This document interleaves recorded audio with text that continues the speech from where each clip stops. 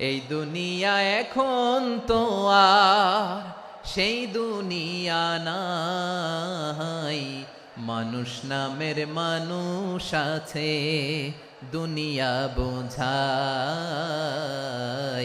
সেই মানুষের ভিড়ে আমার আসল মানুষ নাই। এই দুনিয়া এখন তো আর সেই দুনিয়া নাই, মানুষ নামের মানুষ আছে দুনিয়া বোঝাই, সেই মানুষের ভিড়ে আমার আসল মানুষ নাই। ঠিক কিনা? এই যে আমাদের বিশাল জনসংখ্যা, এই জনসংখ্যাকে কি করে জনসম্পদে রূপান্তরিত করা যায় এ ব্যাপারে কথা বল। আল্লাহ তাআলা ইরশাদ করছেন, ওয়ালাকাদ কাররামনা বনি আদম ওয়া হামালনাহুম ফিল বাররি ওয়াল বাহরি ওয়া রাযাকনাহুম মিনাত তাইয়্যিবাত ওয়া ফাদ্দালনাহুম আলা কাসীরিম মিম্মান খালাকনা তাফদীলা। পড়েন আল্লাহু আকবার। রব্বুল আলামিন বলেন, ওয়ালাকাদ কাররামনা বনি আদম, আমি বনি আদমকে সম্মানিত করেছি, বনি আদমকে মর্যাদা দিয়েছি। ওয়া হামালনাহুম ফিল বাররি ওয়াল বাহর, বনি আদমকে জলে স্থলে স্থলে এবং সমুদ্রে চলাচলের বাহন দিয়েছি। ওয়া রাযাকনাহুম মিনাত তাইয়্যিবাত, তাদেরকে পবিত্র রিজিকের বন্দোবস্ত করেছি। ওয়া ফাদ্দালনাহুম আলা কাসীরিম মিম্মান খালাকনা তাফদীলা, আর আমি আল্লাহ যাদেরকে সৃষ্টি করেছি তাদের মধ্য থেকে বনি আদমকে আমি শ্রেষ্ঠ বানিয়েছি, সবার চেয়ে সেরা। আমাদের মতো করে আল্লাহ কাউকে বানায় নাই। দুই পায়ে ভর করে শির দ্বারা এরকম স্ট্যান্ড রেখে মাথা উঁচু করে দাঁড়াতে পারে এরকম কোন প্রাণী পৃথিবীতে আছে? এজন্য আল্লাহ বলেন, ওয়ালাকাদ কাররামনা বনি আদম, আমি বনি আদমকে সম্মানিত করেছি, তাদেরকে আমি মর্যাদা দিয়েছি। তাদেরকে আমি যত মর্যাদা দিয়েছি আমার কোন সৃষ্টিকে এত মর্যাদা দেই নাই। পড়েন সুবহানাল্লাহ। I have dignified the status of the sons of Adam, আদমের সব সন্তানের মর্যাদা আমি বাড়িয়েছি। আল্লাহ এখানে বলেননি ওয়ালাকাদ কাররামনাল মুমিনিন, আমি মুমিনের মর্যাদা বাড়িয়েছি, বলেছেন? আল্লাহ এখানে বলেন নাই ওয়ালাকাদ কাররামনাল মুসলিমিন, আমি মুসলিমের মর্যাদা বাড়িয়েছি। আল্লাহ বলেছেন ওয়ালাকাদ কাররামনা বনি আদম, আমি বনি আদমের সম্মান বাড়িয়েছি, হোক সে মুমিন কিংবা কাফের, মুসলিম কিংবা মুশরিক, আস্তিক কিংবা নাস্তিক, আরব কিংবা অনারব, যেই হোক না কেন আদম সন্তান সবগুলার মর্যাদা বাড়ায় দিয়েছে কে? সবার মর্যাদা আল্লাহ বাড়িয়েছে। মানুষ হিসেবে মর্যাদা। বিশ্বনবী সাল্লাল্লাহু আলাইহি ওয়াসাল্লাম ইহুদির লাশ দেখে দাঁড়িয়ে গেলেন। কার লাশ? ইহুদির লাশ দেখে দাঁড়ায় গেলেন। সাহাবারা বললেন, ইয়া রাসূলুল্লাহ, আপনি দাঁড়ালেন যে, এটা তো ইহুদির লাশ। বিশ্বনবী বললেন, আওয়ালাইসাত নাফসান, এটা কি মানুষ নয়? এটা হোক ইহুদি হোক খ্রিস্টান, এটা তো মানুষ। আমি মানুষ দেখে দাঁড়িয়েছি। আই স্যালিউট দ্য হিউম্যানিটি, আমি মানবতাকে সম্মান করেছি। পড়েন সুবহানাল্লাহ। তাহলে এই জমিনে মানুষের মর্যাদা বেশি, হোক আস্তিক হোক নাস্তিক, হোক মুমিন কিংবা কাফের। আদমের সন্তান হলে, মানুষ হলেই তার মর্যাদা বাড়িয়েছে কে? আমার কলিজার টুকরা যশোরের ভাইয়েরা, মানুষের মর্যাদা আল্লাহ এত বাড়িয়েছেন, মানুষ জীবিত থাকলেও যেমনি মর্যাদাবান, মরে গেলেও মর্যাদাবান। সুবহানাল্লাহ পড়েন। মানুষ মরে গেলে এই ডেড বডিটা কি হয়? পচে যায়, গলে যায়, মাটির সাথে মিশে যায়। তাই বলে আপনি ডেড বডির সাথে যাচ্ছে তাই করতে পারবেন না। পারবেন? কেউ যদি অন্যায় করে তাকে যদি আপনি শাস্তির আওতায় আনেন, যা মনে চায় করতে পারবেন না। তারা আগুন দিয়ে পোড়াতে পারবেন না, নাক কাটতে পারবেন না, কান কাটতে পারবেন না, অঙ্গ বিকৃতি করতে পারবেন না। কারণ মানব জাতির মর্যাদা স্বয়ং দিয়েছে কে? ডেড বডি পচে যাবে, গলে যাবে। তারপর ইসলাম বলে, না খবরদার, এই মরা লাশটারও একটা মর্যাদা আছে না নাই? ইসলাম বলে এই লাশটা গলে যাবে, পচে যাবে, কিন্তু এটার অমর্যাদা করো না। কর্পূর দিয়ে, খেজুর পাতা দিয়ে, এটাকে ওয়ার্ম ওয়াটার দিয়ে, গরম পানি দিয়ে ধৌত করো। সাদা শুভ্র ধবধবে কাপড় দিয়ে লাশটাকে তুমি কাভার করো। তারপরে খাটিয়ার মধ্যে লাশটাকে রেখে বিশাল একটা প্রোগ্রাম করো, একটা ফিউনারাল প্রোগ্রাম করো। ওই প্রোগ্রামের ডানে বায়ে পেছনে লাশটারে রাখলে হবে না, প্রোগ্রামের একেবারে সামনটাতে তুমি লাশটাকে রাখো। সুবহানাল্লাহ।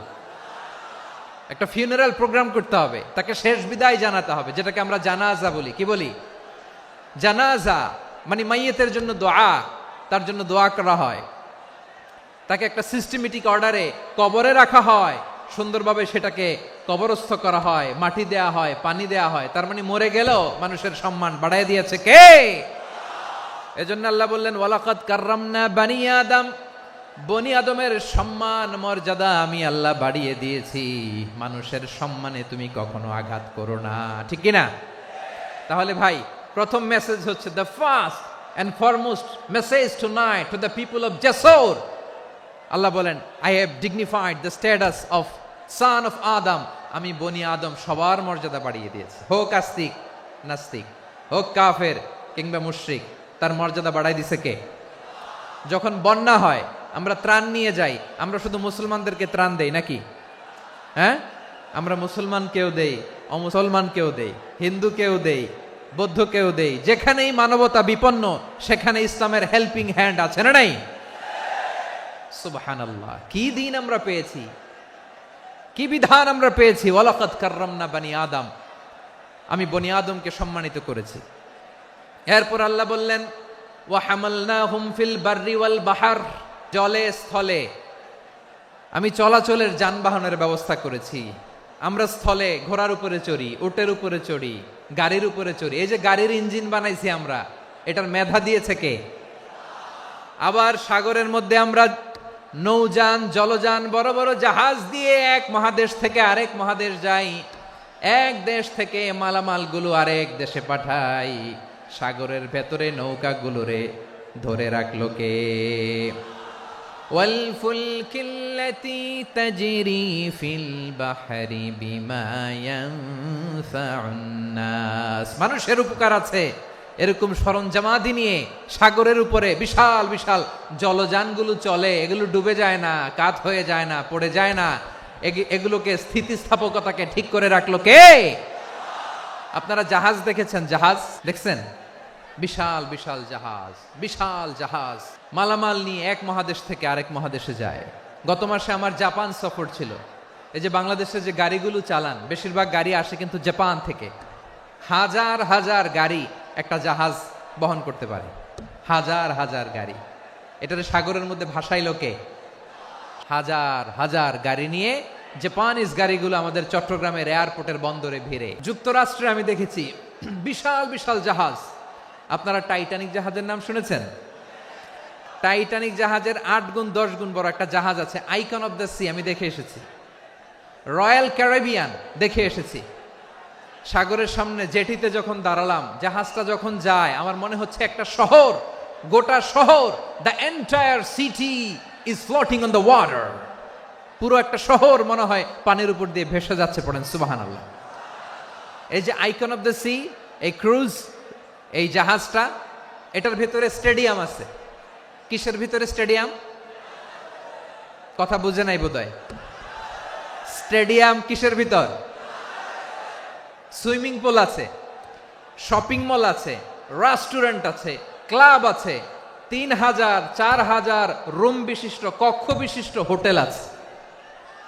এই সবগুলোর নিয়ে এগুলো চলে সাগরের দোলার মধ্যে, জলোচ্ছ্বাসের মধ্যে। এই সাগরের ভেতরে এই জাহাজগুলোর ভাষায় রাখছে কে? সূরাতুর আর রহমানে আল্লাহ তাআলা বললেন ওয়ালাহুল জাওয়ারিল মুনশাআতু ফিল বাহরি কাল আ'লাম ফাবিআইয়ি আলা, সবাই পড়েন ফাবিআইয়ি আলাই রাব্বিকুমা তুকাযিবান। পাহাড় সম বড় বড় জাহাজগুলো মাল বোঝাই করে সাগরের মধ্যে ভেসে বেড়ায়। এগুলো দিয়ে মালামাল বহন করা যায়, মানুষরা এক দেশ থেকে আরেক দেশে যায়। এই জাহাজগুলোর সাগরের ভেতরে ভাসায় রাখলো কে?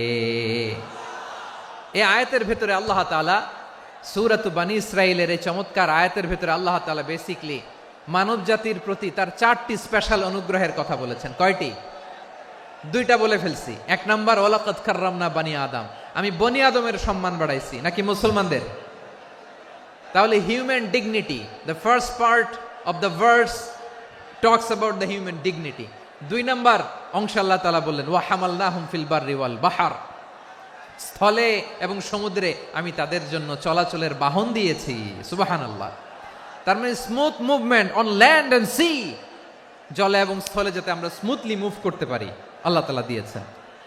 3 নম্বরে আল্লাহ তাআলা বললেন ওয়া রাযাকনাহুম মিনাত তাইয়্যিবাত, মানুষের জন্য আমি পবিত্র রিজিকের ব্যবস্থা করেছি। জলে এবং স্থলে যত প্রাণী আছে সবগুলা প্রাণীকে রিজিক দেয় কে? আমাদেরকে রিজিক দেয় কে? সাগরের মাছগুলোকে, বড় বড় তিমি মাছগুলোরে রিজিক দেয় কে?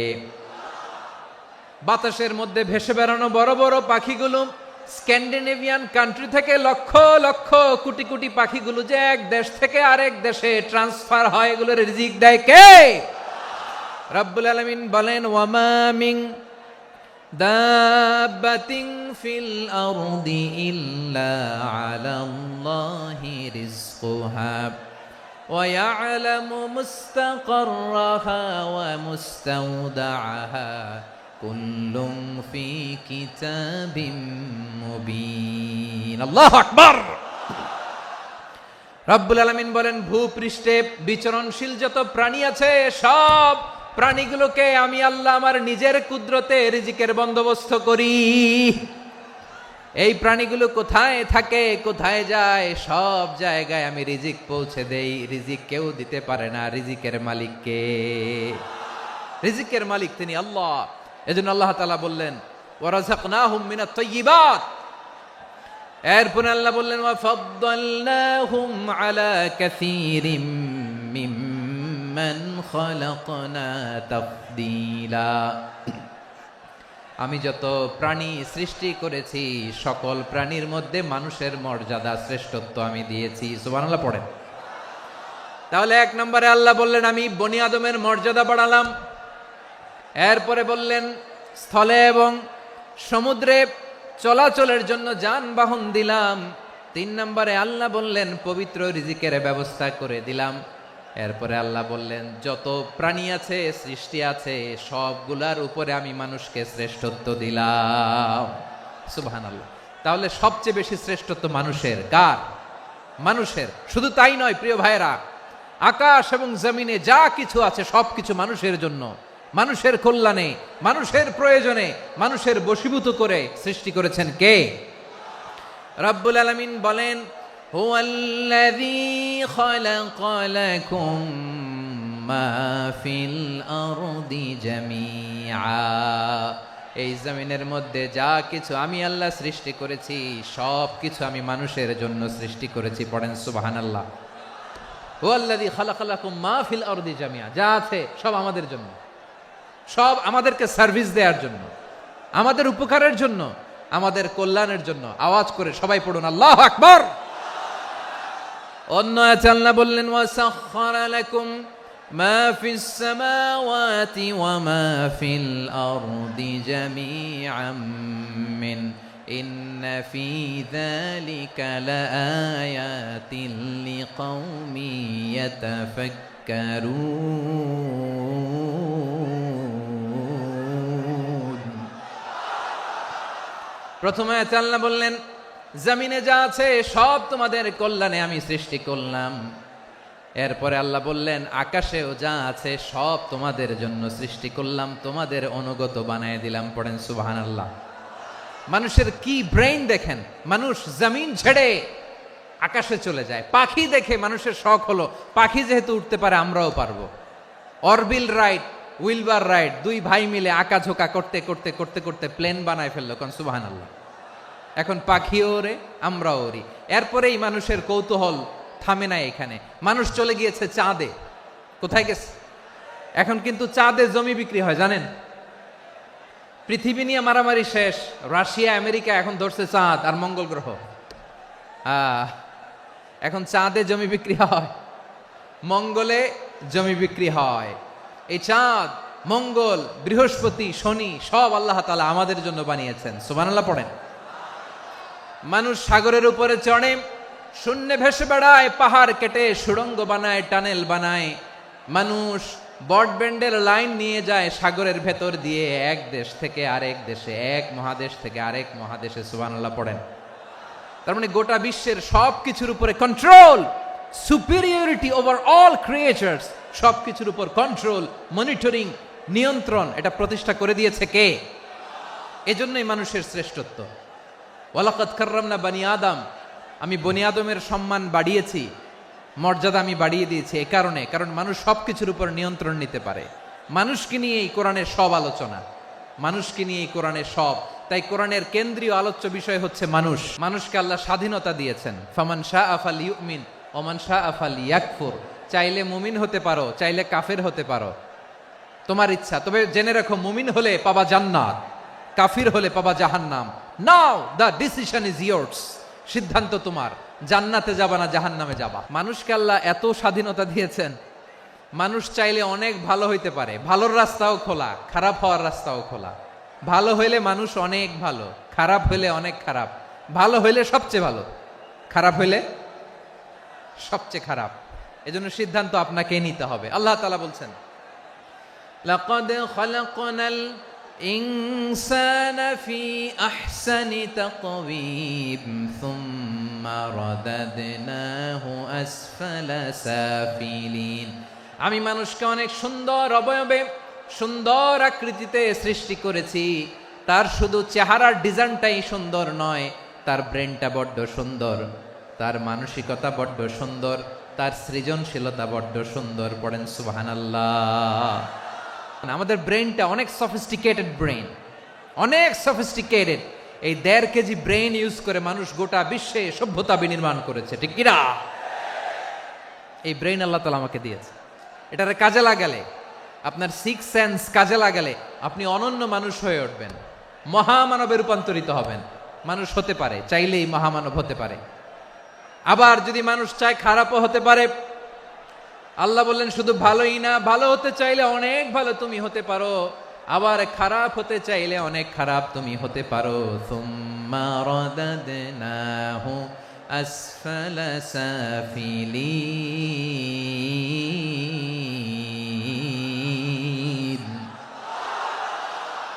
খারাপ হলে একেবারে খারাপ হতে পারো, নিকৃষ্ট হলে একেবারে নিকৃষ্ট হতে পারো, ভালো হলেও ভালো হতে পারো। মানুষ শ্রেষ্ঠত্বে ফেরেশতাকে ছাড়িয়ে যায়, আর অধপতনে সে পশুকেও হার মানায়। এটার প্রমাণ কি? মানুষ শ্রেষ্ঠ হইলে যে ফেরেশতার চেয়েও সেরা, তার প্রমাণ কি? আল্লাহ তাআলা বলছেন, ওয়া ইয কুলনা লিল মালাইকাতি ইসজুদু লি আদম ফাসাজাদু ইল্লা ইবলিস আবা ওয়াস্তাকবারা ওয়া কানা মিনাল কাফিরিন। আল্লাহ বলেন, স্মরণ করো সে সময়ের কথা যখন আমি ফেরেশতাদেরকে বললাম, ও ফেরেশতারা আদমকে সেজদা দাও। সব ফেরেশতারা সম্মান সূচক সেজদা আদমকে দিল। তারা আদমের জন্য সেজদায় লুটিয়ে পড়লো, একজন ছাড়া, তার নাম ইবলিস। আওয়াজ করে বলেন, তার নাম কি? সে অহংকার প্রদর্শন করলো, সে কাফের হয়ে গেল। বাকি সব ফেরেশতারা সেজদা দিল। সুবহানাল্লাহ। আবার আদম আলাইহিস সালামকে আল্লাহ জিজ্ঞেস করলেন, সব বলে দিল উত্তর, কিন্তু ফেরেশতাদেরকে একই প্রশ্ন জিজ্ঞেস করলেন, তারা উত্তর করতে পারে নাই। তার মানে এর মধ্য দিয়ে প্রমাণিত হয়, মানুষ ভালো হলে ফেরেশতার চেয়েও ভালো, ফেরেশতার চেয়েও মানুষের মর্যাদা বাড়িয়ে দিয়েছে কে? সব নূরের ফেরেশতা যখন মাটির আদমকে সেজদা দেয়, এটা প্রমাণ করে ফেরেশতার চেয়েও মানুষের মর্যাদা বাড়িয়ে দিয়েছে কে? তুমি মাটির আদমকে প্রথম সৃষ্টি করিয়া ঘোষণা করিয়া দিলে শ্রেষ্ঠ বলিয়া, তাই তো নূরের ফেরেশতা করে আদমকে সেজদা। ঠিক কিনা বলেন? তাই তো নূরের ফেরেশতা করে আদমকে সেজদা। সবার চেয়ে সম্মান দিলে মাটির আদমকে। আল্লাহু আল্লাহু তুমি জাল্লে জালালুহু, শেষ করা তো যায় না গে তোমার গুণগান। পড়েন না? পড়েন। আল্লাহু আল্লাহু তুমি জাল্লে জালালুহু, শেষ করা তো যায় না গে তোমার গুণগান। আল্লাহু আল্লাহু। আল্লাহু আকবার। আদমের মর্যাদা বেশি, মানুষের মর্যাদা বেশি। মানুষ শ্রেষ্ঠ তার প্রমাণ, নূরের ফেরেশতা মাটির আদমকে সেজদা করে আওয়াজ করে বলেন ঠিক কিনা। তাহলে মানুষ ভালো হলে ফেরেশতার চেয়ে ভালো। আবার মানুষ যদি খারাপ হয় সে পশুর চেয়েও খারাপ, অধপতনে পশুত্বকে হার মানায়। তার প্রমাণ কি? তার প্রমাণ হচ্ছে যশোরের ভাইরা দেখবেন পত্রিকায় নিউজ পেপারে মাঝে মাঝে এরকম দেখা যায়, এক মানুষ আরেক মানুষকে হত্যা করে 20 টুকরা করে বস্তার ভেতরে ভরেছে। আচ্ছা, বুঝে থাকলে আওয়াজ করে বলেন, কোনদিন শুনছেন একটা হাতি আর একটা হাতিকে হত্যা করে 20 টুকরা করছে, এরপরে বস্তার ভিতরে ভরছে? হইছে? তাহলে দেখেন, মানুষ যদি খারাপ হয় সে পশুকেও হার মানায়। চিল্লায় বলো ঠিক কিনা। এমনও দুশ্চরিত্র মানুষ আছে যার নজর থেকে 6 মাসের ছোট্ট মেয়ে থেকে শুরু করে 80 বছরের বৃদ্ধারাও নিরাপদ নয়। পশুকেও হার মানে।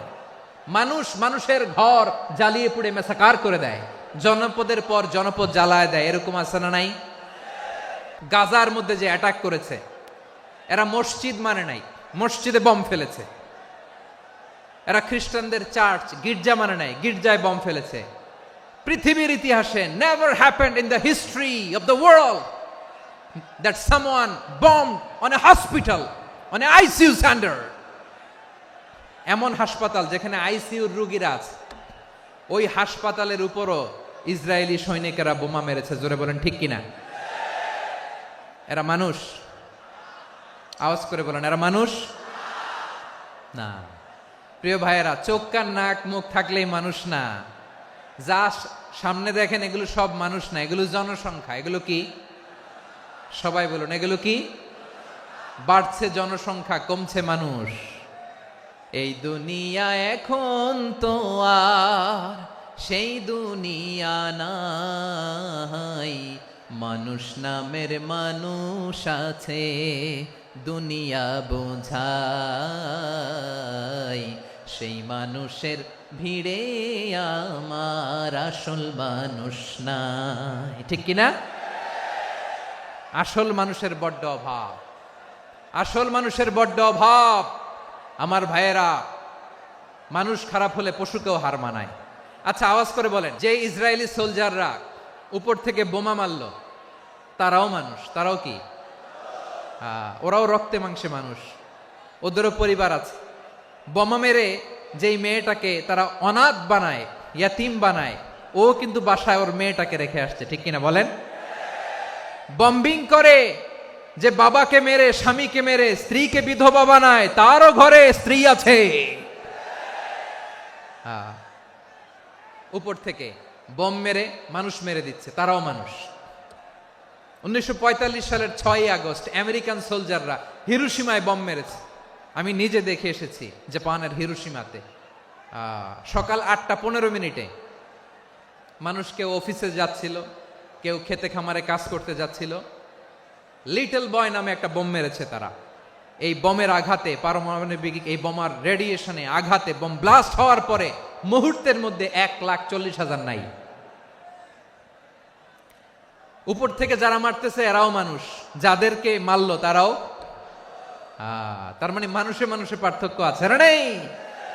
মানুষে মানুষে পার্থক্য আছে। নাক কান চোখ মুখ থাকলেই মানুষ নয়। বাড়ছে জনসংখ্যা, কমছে মানুষ। চিল্লায় বলো ঠিক কিনা। ভালো মানুষ যারা জগৎটাকে এনলাইটেন করবে, যারা সত্যের বীর সেনানী হয়ে দাঁড়াবে, যারা সত্যের পক্ষে কথা বলবে, যারা জালিমের মসনদকে ভেঙে খান খান করে দেবে, এরকম হওয়ার দরকার আছে না নাই? এরকম ভালো মানুষ আমরা হতে চাই কি চাই না? মানুষকে যত্ন নিলে মানুষ যে কত ভালো হয় আপনি কল্পনাও করতে পারবেন না। মানুষকে নার্চারিং করলে, মানুষকে পলিশ করলে, মানুষকে গ্রুমিং করলে, মানুষকে সঠিক তারবিয়া দিলে মানুষ অনন্য হয়ে ওঠে। প্রতিটি মানুষ অনন্য। আমি অনন্য, আপনি অনন্য, আমরা সবাই অনন্য। সুবহানাল্লাহ বলেন। মানুষকে আল্লাহ তাআলা দিয়েছেন অসীম ক্ষমতা, অসীম ক্ষমতা। সুবহানাল্লাহ। একটা মানুষ পারে না এমন কিছু নাই, বিশ্বাস করতে হবে। মানুষ যা কল্পনা করতে পারে ওইটা মানুষ করে দেখাতে পারে। তুমি তোমার কল্পনার রাজ্যকে সাজাও, তোমাকে হারাতে পারে এমন কোন শক্তি আল্লাহর জমিনে নাই। তোমার কি শক্তি, কি সম্ভাবনা তুমি জানোই না মিয়া। তুমি এদিকে তাকাও কেন? তোমার রাস্তা তো ওই দূরে। তুমি কোথায় যাবে, আল্লাহ তোমার টেনে কোথায় নিয়ে যাবে তুমি কিছুই জানো না। প্ল্যান বিগ, ড্রিম বিগ, কল্পনার শক্তিকে বড় করো। মানুষ যা কল্পনা করতে পারে মানুষ তা করে দেখাতে পারে। মানুষের কাছে অসাধ্য কিছু নাই, মৃত্যু ছাড়া, এক্সেপ্ট ডেথ। মৃত্যু ছাড়া মানুষ সবকিছুকে জয় করতে পারে। তোমার জন্ম হয়েছে জিতার জন্য, বিজয়ের জন্য তোমার জন্ম। মানুষের শুরুটাই হয় বিজয় দিয়ে। আমরা যখন আমার পিতার পৃষ্ঠদেশে ছিলাম, পিতার পৃষ্ঠদেশ থেকে শুক্রাণু যখন মায়ের গর্ভদেশে যেয়ে পড়ে, কতটা শুক্রাণু ভ্রমণ শুরু করে জানো? 20 কোটি শুক্রাণু। একবার সিমেন আউট হলে সেখানে 20 কোটি শুক্রাণু থাকে, ভ্রমণ শুরু করে। ওই 20 কোটি শুক্রাণুর মধ্য থেকে তুমি আমি আজকে এক বিকশিত শুক্রাণু মানব রূপে পৃথিবীতে এসেছি। সুবহানাল্লাহ। ওই 20 কোটি শুক্রাণুর প্রতিযোগিতায় সবাইরে পেছনে ফেলে সেদিন আমি সফল হয়েছিলাম, সেদিন আমি বিজয়ী হয়েছিলাম। সেদিন আমি এত ছোট ছিলাম, মাইক্রোস্কোপ দিয়েও আমার অস্তিত্ব টের পাওয়া যায় না। আমি এত তুচ্ছ ছিলাম, নগণ্য ছিলাম। আমার কান ছিল না, আমার চোখ ছিল না, আমার হাত ছিল না, আমার জন্য রিকমেন্ডেশন করার মতো মামু ছিল না, খালা ছিল না, কেউ ছিল না। তারপরেও ওই প্রতিযোগিতায়, ওই কম্পিটিশনে যখন আমারে কেউ হারাতে পারে নাই, আল্লাহর জমিনেও আমারে কেউ হারাতে পারে না। হারার জন্য তোমার জন্মই হয় নাই, তুমি আসছই জিতার জন্য। সুবহানাল্লাহ। বিশ্বনবী বলেন, আন্নাসু মাআদিন কামাআদিনি যাহাবি ওয়াল ফিদ্দা খিয়ারুহুম ফিল জাহিলিয়াতি খিয়ারুহুম ফিল ইসলাম। Peoples are like mines of gold and silver. সোনার খনি, রূপার খনি, এর চেয়েও বড় খনি হচ্ছে এই মানব সম্পদের খনি। আওয়াজ করে বলেন আল্লাহু আকবার। আল্লাহ তাআলা এই সম্পদ আমাদেরকে দিছে। বিশ্বনবী বলেন, মানুষ হচ্ছে খনির মতো। খিয়ারুহুম ফিল জাহিলিয়াতি খিয়ারুহুম ফিল ইসলাম। জাহিলি যুগে যারা সেরা, ইসলামেও তারা সেরা। ইদা ফাকুহু, যদি তারা বুঝবান হয় তাহলে তাদেরকে সেরা বানায় দিবে কে? তাহলে মানুষের চেয়ে সেরা কেউ হতে পারে? মানুষের চেয়ে অনন্য কেউ হতে পারে? মানুষকে কেউ হারাতে পারে? আওয়াজ করে বলো, তোমাকে কেউ হারাতে পারবে? এই সাহস জাগছে আজকের আলোচনা থেকে। আমি তুমি অনন্য, আমাকে তোমাকে হারায় দেওয়া এত সহজ না, ঠিক কিনা? একটা কথা জীবনের সাথে সেট করে নিতে হবে, আমি জিতি নয় শিখি, আমি কখনো হারি না। তাহলে বিশ্বনবী বললেন, নাসু মাআদিন, মানুষ হচ্ছে খনি। এই খনির যত্ন নিতে হবে। মা বাবা যারা এসেছেন, আপনার ছেলে মেয়ের যত্ন নেন। আপনার ছেলের মধ্যে যে কি পটেনশিয়াল আপনি জানেন না। আপনার এই ছোট্ট অবুজ ছেলেটাই আগামী দিনের শায়েখ আহমদুল্লাহ হবে। আপনার হেফজখানায় পড়া ওই ছোট্ট ছেলেটাই আগামী দিনের আল্লামা মামুনুল হক হবে। আপনার ওই ছেলেটা আমির হামজা হবে, আব্দুল হাই সাইফুল্লাহ হবে। এভাবে বড় বড় আলেম হবে, তারা যুগশ্রেষ্ঠ আলেম হবে। সেই একদিন এই বাংলাদেশের পার্লামেন্টে যে বক্তব্য দিয়ে যশোরের পক্ষে কথা বলবে। আপনি জানেন না, কাউকে ছোট করবেন না আপনি। ওর কনফিডেন্স আপনি কমাবেন না, আপনি কমাতে পারেন না। প্যান্ডেলে আমার যে মা বোনেরা আছেন, ছেলে মেয়েদেরকে কখনো ছোট করে কথা বলবেন না। ও যে কোথায় যাবে আপনি জানেন না। আপনি মা হয়ে তাকে সাহস দিবেন, তার কল্পনার জগৎটাকে সাজাতে তাকে উৎসাহিত করবেন, ঠিক কিনা বলেন? আর আমার প্যান্ডেলের আমার প্রিয় শ্রদ্ধাশীলা মায়েরা বোনেরা, আপনারা তো আরো দামি সম্পদ। বিশ্বনবী বলেন, আর দুনিয়া কুল্লুহা মাতা। আল্লাহ আল্লাহ আল্লাহ। বিশ্বনবীর কথার ওজন দেখেন, আর দুনিয়া কুল্লুহা মাতা ওয়া খায়রু মাতা'আদ দুনিয়াল মারআতুস সালিহা। বিশ্বনবী বলেন, দুনিয়ায় যা দেখো সব আল্লাহর দেওয়া অ্যাসেট, মানে সম্পদ। আর এত অ্যাসেটের ভিড়ে সবচাইতে শ্রেষ্ঠ সম্পদ হচ্ছে নেককার নারী। সুবহানাল্লাহ। ভাইয়েরা, বোনের সাথে খারাপ আচরণ করো না। সন্তান মায়ের সাথে খারাপ আচরণ করো না। আমাদের মায়েরা আমাদের asset, they are our priceless asset. কারণ এই মায়েদের পেটে এসেছে আল্লাহর ওলিরা। এই মায়েদের পেটে এসেছে খান জাহান আলী। এই মায়ের পেটে এসেছে শাহজালাল ইয়ামানি। এই মায়ের পেটে এসেছে আল্লাহর সব নবীরা। নাকি নবীরা আকাশ থেকে ধপ করে জমিনে নেমে আসছে? মায়ের পেটে আসছে। এই মায়ের পেটগুলো খনি। আমার সম্মানিতা মায়েরা বোনেরা, নিজেকে ইসলাম দিয়ে সাজান, নিজেকে পবিত্র রাখুন। নিজের আব্রু ইমান ইজ্জতের হেফাজত করুন, কোরআন পড়ুন, সুন্নাহ পড়ুন। আপনি জানেন না আপনার গর্ভে কে আসছে, কোন ক্ষণজন্মা পুরুষকে আল্লাহ তাআলা আপনার গর্ভে পাঠাবে আপনি জানেন না।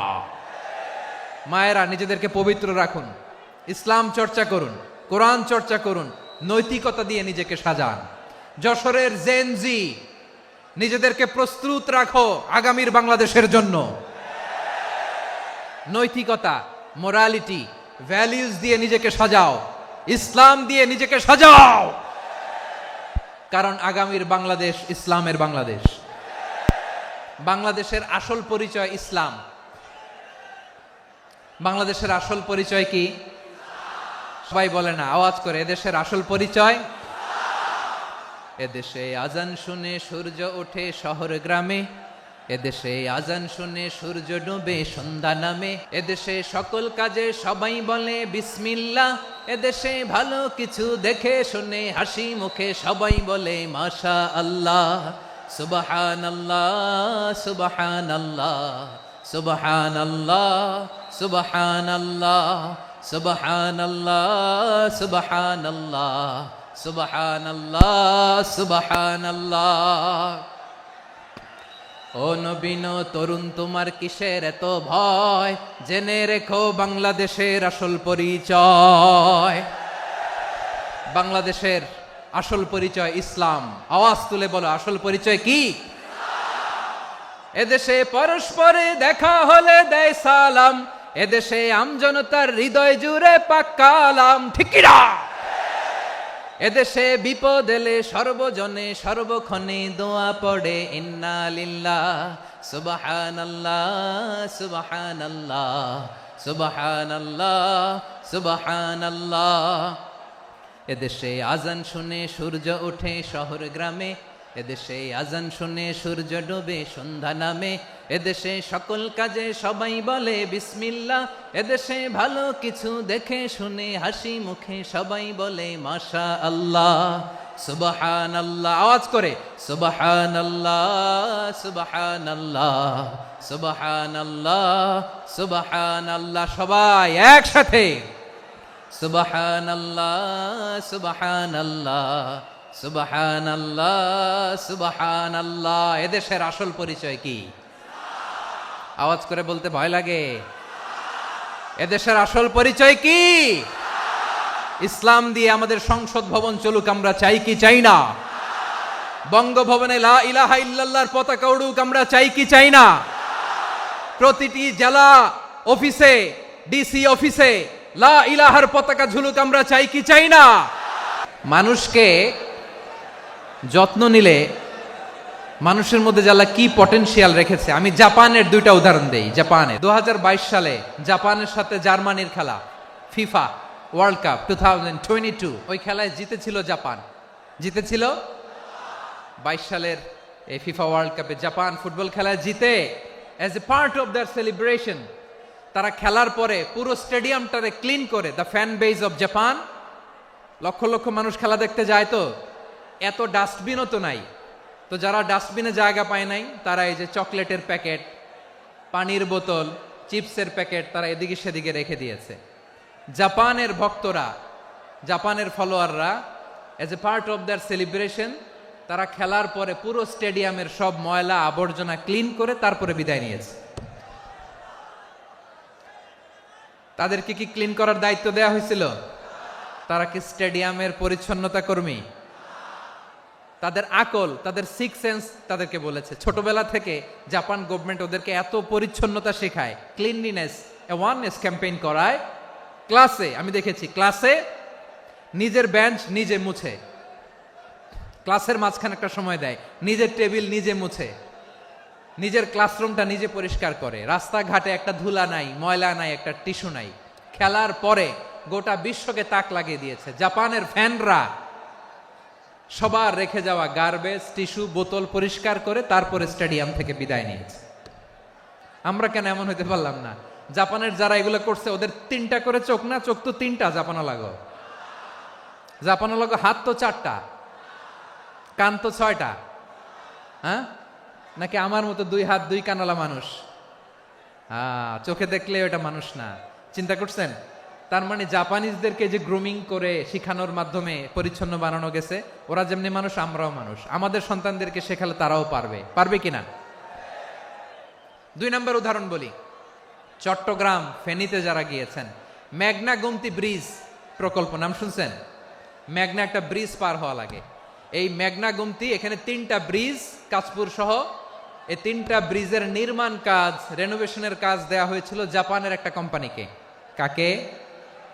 জাপানের কোম্পানির নির্মাণ শেষে 738 কোটি টাকা বেঁচে গেছিল, এটা গভর্নমেন্টের হাতে দিয়ে তারা বিদায় নিয়েছে।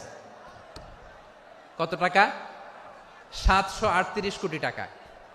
যত প্রাক্কলিত ব্যয় নির্ধারণ করা হয়েছে সব টাকা সরকার, তৎকালীন সরকার 2019-এর সরকার, কারা ছিল তো জানেন? এই 2019-এর সরকার তাদেরকে দিয়েছে। তারা রিনোভেশন নির্মাণ শেষে 738 কোটি টাকা অতিরিক্ত বেঁচে গেছিল, এটা আবার গভর্নমেন্টের হাতে বুঝাই দিয়ে তারা বিদায় নিচ্ছে। আমরা কেন এমন হইতে পারলাম না? জাপানের ওরাও মানুষ, আমরাও মানুষ, তার মানে মানুষে মানুষে পার্থক্য আছে না নাই? আচ্ছা, জাপানের 2টা উদাহরণ দিলাম, এবার আমার দেশের 2টা উদাহরণ দিব না? বাংলাদেশের 2টা উদাহরণ দিই। 1 নম্বর উদাহরণ, গত সপ্তাহে আপনারা জানেন কক্সবাজার আমার একটা প্রোগ্রাম ছিল, তো হেলিকপ্টারে গিয়েছিলাম। ফেনী জেলা যখন পার হচ্ছি, আমি দেখলাম 3টা উইন্ডমিল চিনেন তো? বিশাল পিলার, 3টা-4টা পাখা থাকে। বায়ু বিদ্যুৎ কেন্দ্র, বাংলাদেশের প্রথম বায়ু বিদ্যুৎ কেন্দ্র এটা। মুহুরী প্রজেক্ট বলে এটার, সম্ভবত মুহুরী প্রজেক্ট। তো সাগরের বাতাসের ঝাপটায় এটা ঘুরে এনার্জি হয়, ইলেকট্রিসিটি উৎপাদন হয়। তো আমি পাইলটকে বললাম, ভাই এগুলো থেকে কেমন ইলেকট্রিসিটি উৎপাদন হয়? কয়, হুজুর একটু হয় না, কিছুই হয় না। কিছুই হয় না মানে? বলে, হুজুর বাংলাদেশে যত উইন্ডমিল আছে এটার পাখা একটাও ঘুরে না। আল্লাহ, বলেন কি? তাহলে এই যে কোটি কোটি টাকা ব্যয় করে যে উইন্ডমিল, কয় হুজুর উপরে ফিটফাট, ভিতরে সদরঘাট। তার মানে কোটি কোটি টাকা দিয়ে এই উইন্ডমিল বানায়, এখানে কিছু নাই। দুর্নীতির আড্ডাখানা, আখড়াখানা বাংলাদেশ, ঠিক কিনা বলেন? হায় রে, জাপানিজরাও মানুষ, আমরাও মানুষ। আমার এক নিকটাত্মীয় সরকারি চাকরিজীবী, উনি আমাকে বললেন, বাংলাদেশের আরেকটা উদাহরণ দেই। উনি আমাকে বললেন যে প্রতি বছর আমাদের অফিসের ফার্নিচার চেঞ্জ করে। আমি বললাম, প্রতি বছর ফার্নিচার চেঞ্জ করে কেন? বলে যে ফার্নিচার নতুন পারচেজ করলেই তো এখানে টাকা, নতুন কিনতে পারলেই টাকা, নতুন উন্নয়নের সবক শোনাতে পারলেই টাকা। প্রথম আলোর রিপোর্ট, কি আলো? প্রথম আলোর রিপোর্ট, গত 15 বছরে উন্নয়নের নামে লুটপাট হয়েছে প্রায় 3.25 লাখ কোটি টাকা। কার রিপোর্ট? আমাদের বানানো কথা? প্রথম আলোর রিপোর্ট। গত 15 বছরে কারা ছিল জানেন তো? হ্যাঁ, শুধু ওনাদেরকেই দোষ দিয়ে লাভ নাই। স্বাধীনতার পর থেকে শুধু শাসকের হাত বদল হয়েছে, আমরা কিছু পাই নাই, ঠিক কিনা বলেন? আমরা এরকম চাই না। তাহলে জাপানের মানুষও মানুষ, আমরাও মানুষ। সিদ্ধান্ত আপনার, কোন মানুষ হবেন, ভালো মানুষ না খারাপ মানুষ? আজকের আলোচনার বিষয় হচ্ছে মানব সম্পদের উন্নয়ন, human resource development. It's a process to increase the capacity of knowledge, skill, capacity of the people of a country. একটা দেশের মানুষের জ্ঞান, তাদের দক্ষতা কি করে বাড়ানো যায়, বাড়িয়ে দেশের উন্নয়ন করানো যায়, এটাই হচ্ছে মানব সম্পদ উন্নয়নের মূল কথা। তাহলে মানব সম্পদ হচ্ছে একটা দেশের সবচাইতে শক্তিশালী পুঁজি। প্রাকৃতিক সম্পদ, খনিজ সম্পদের চেয়েও দামি হচ্ছে মানব সম্পদ। আল্লাহ তাআলা দয়া করে আমাদেরকে এই মানব সম্পদ দিয়েছেন। আসুন আমাদের এই মানুষগুলোকে আমরা সোনার মানুষ বানাই। রাজি আছেন তো সবাই? রাজি আছেন? মানুষ পারে না এমন কোনো কিছু নাই, চাইলে সব পারে। এজন্য মানুষকে তারবিয়া দিতে হবে, যথাযথভাবে তাদেরকে গড়তে হবে। আসুন আমরা সিরাতের আয়নায় বিশ্বনবীর জীবনী থেকে দেখি তিনি কিভাবে হিউম্যান রিসোর্সকে ম্যানেজ করতেন। বিশ্বনবী, he was a very good talent hunter, চৌকস ট্যালেন্ট হান্টার ছিল। কার মধ্যে কি ট্যালেন্ট আছে দেখলেই বুঝে ফেলতেন। সুবহানাল্লাহ পড়বেন না? কি নবী আমরা পেয়েছি! He was a very good talent hunter. আমার নবী তিনি চৌকস ট্যালেন্ট হান্টার ছিলেন। কার মধ্যে কি প্রতিভা বের করতেন, ওই প্রতিভাকে ইসলামের কল্যাণে কাজে লাগাতেন। যাকে যেই জায়গায় সেট করলে ভালো হবে তাকে ওই জায়গায় সেট করতেন। কয়েকজন সাহাবীর জীবনী শোনাই। আবু মাহজুরা রাদিয়াল্লাহু তাআলা আনহু, মক্কার মুয়াজ্জিন, আগে ছিল মুশরিক, পরে হইছে মুমিন। উনি কিভাবে মুমিন হইলেন এই ঘটনাটা একটু আপনাদের শোনাতে চাই। আবু মাহজুরা রাদিয়াল্লাহু তাআলা আনহু কিভাবে মুসলিম হলেন, আওয়াজ করে শুনেন। হুনাইনের যুদ্ধ, 8ম হিজরি, বিষ্ণু ইসলাম হুনাইনের যুদ্ধ শেষে ফিরতেছেন। পথিমধ্যে বেলাল রাদিয়াল্লাহু তাআলা আনহু আজান দিচ্ছেন। কি দিচ্ছেন? তো পাশে ছিল মুশরিকদের একটা পল্লী, কিছু মুশরিক তরুণ, কিছু অমুসলিম কিশোর, তারা আজানকে ব্যঙ্গ করতেছে। আমাদের বাংলায় মুখ ভেঙ্গানো বলে আর কি। বেলাল রাদিয়াল্লাহু তাআলা আনহু আজান দিচ্ছেন, ওই বাচ্চাগুলো মুশরিক, তো ওরা আজানকে ব্যঙ্গ করতেছে, বিকৃতি করে ওরাও আজান দিচ্ছে। উদ্দেশ্য হচ্ছে আজানকে নিয়ে ঠাট্টা করা। উদ্দেশ্য কি? ঠাট্টা করা। ব্যাপারটা মনে কষ্ট পাওয়ার মতো ব্যাপার না? কিন্তু বিশ্বনবী ওইখানে দেখেন কি খুঁজলেন। বিশ্বনবী খেয়াল করলেন অমুসলিম কিশোরদের মধ্য থেকে একটা কিশোরের গলাটা বড় দরাজ গলা, কণ্ঠটা বড় সুন্দর। খেয়াল করে দেখলেন যে কিছু কিশোর বেলালের আজানকে ব্যঙ্গ করে, বিকৃতি করে, কিন্তু একজনের কণ্ঠ দেখতে পাচ্ছেন না এত দূরে, কিন্তু কণ্ঠটা বড় সুন্দর, দরাজ গলা। বিশ্বনবী সাহাবীদেরকে বললেন, ধরো এগুলারে, ধরো। সবগুলারে ধরে বিশ্বনবীর সামনে আনা হলো। ওরা হাঁটু গেড়ে বসলো। বিশ্বনবী বললেন, তোমাদের মধ্যে কে যেন ব্যঙ্গ করে আজান দিচ্ছিল, তার গলাটা বড় উঁচু, গলার বেসটা বড় মজবুত, মেলোডিয়াস, সুমধুর কণ্ঠ, কে? আবু মাহজুরা বলে, আমার বন্ধুরা সবাই আমার দিকে আঙ্গুল দেখায়, আমি পড়ে গেছি বিপদে।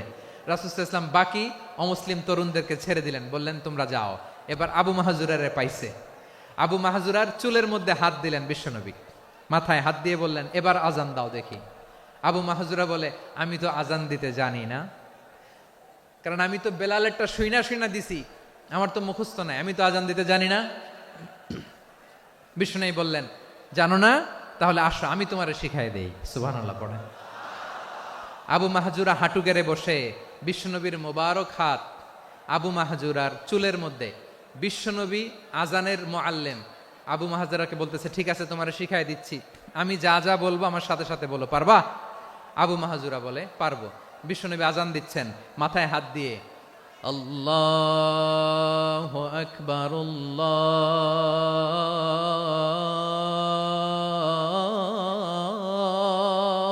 আকবার। আবু মাহজুরা এই বাক্যটা পড়লেন। বিশ্বনবী দ্বিতীয় বাক্য পড়তে আরম্ভ করলেন, আল্লাহু আকবার,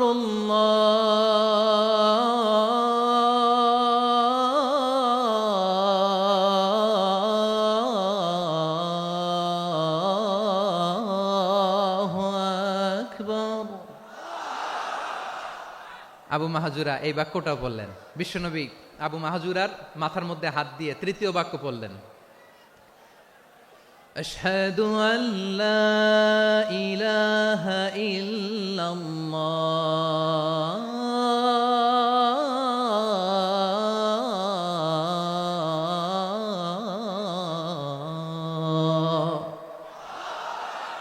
আবু মাহজুরা তৃতীয় বাক্য পড়লেন। বিশ্বনবী একটা বাক্য পরে আবু মাহজুরা পরে, বিশ্বনবী পরে আবু মাহজুরা পরে। আবু মাহজুরা কিন্তু অমুসলিম, মুশরিক। আবু মাহজুরা বলে, এক একটা বাক্য পড়ি আমার কলিজাটা গলে ঠান্ডা হয়ে যায়।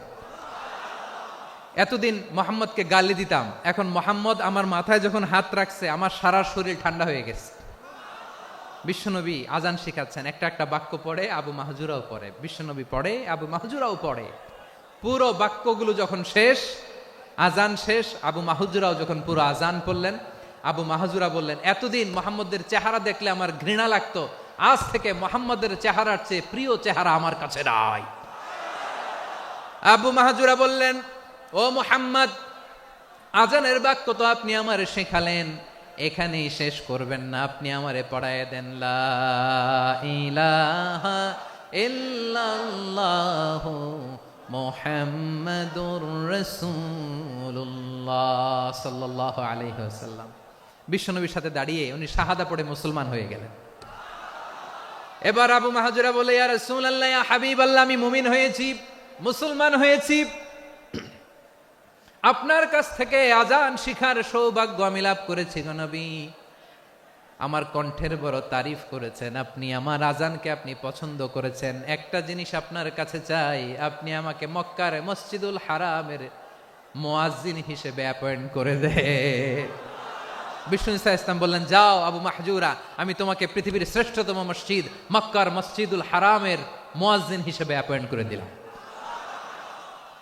দেখছেন কিভাবে ট্যালেন্ট হান্টিং করতে হয়, কিভাবে হিউম্যান রিসোর্স মানব সম্পদকে ব্যবহার করতে হয়। আসছিল আজানকে ভেঙ্গাইতে, আসছিল কেন?